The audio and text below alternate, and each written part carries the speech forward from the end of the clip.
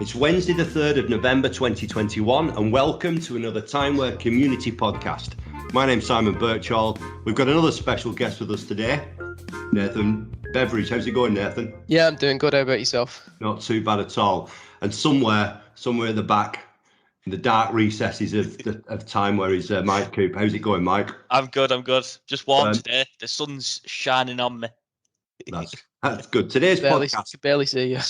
Today's podcast is about the to-do list.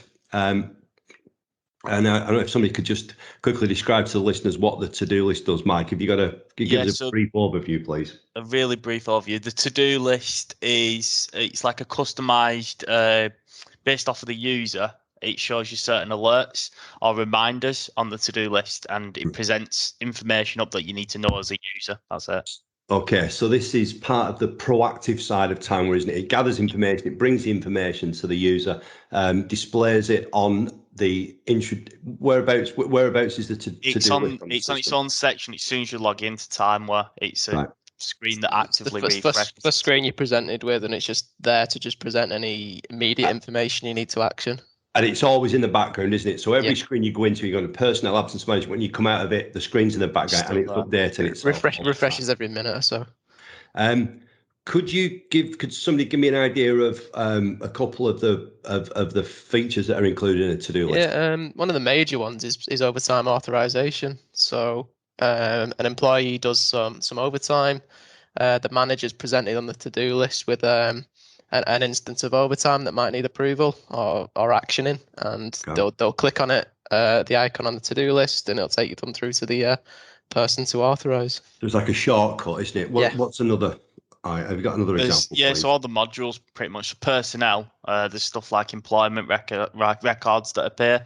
So when someone's a date of termination, basically there's like that pops up on there.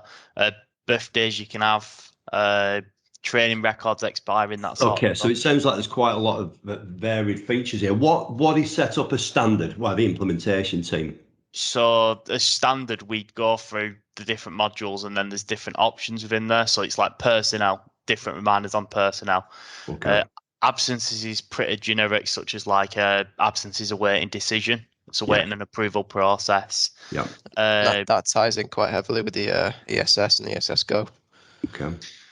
Attendance bookings, such as like Nathan said, overtime authorization, but also stuff like people missing from the active daily schedule, so they've not clocked in and they're supposed to be in work. Call time infringements, that sort of stuff. Okay, so when we install a system, we go through this with the customer. We go through part of the customer. Yeah. So those customers that are using that are on older systems, or people that have moved up to a managed service, that have recently moved up to a managed service, I guess part of what we're going to do when we visit these customers to make sure that the to-do list has been, is bringing the right information. Is it customizable? Yes, there's scripts that you can apply to it. Could you give the listeners an example of something? You've got entitlement forecast. So what that is out of the box, it didn't do it, but we added a script where it'll forecast the entitlement for certain staff members. So if, for example, I'm 9 months into the year and I'm not taking any holidays, it would flag that up on the to-do list. Okay. What about things like a GDPR? Is that covered by the to-do list? Yeah. Yeah.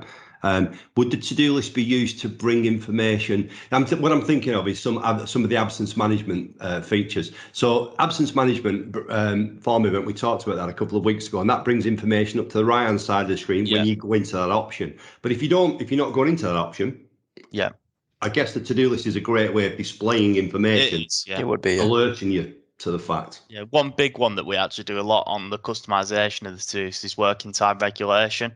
So the whole of the working time regulation scripted off the to-do list.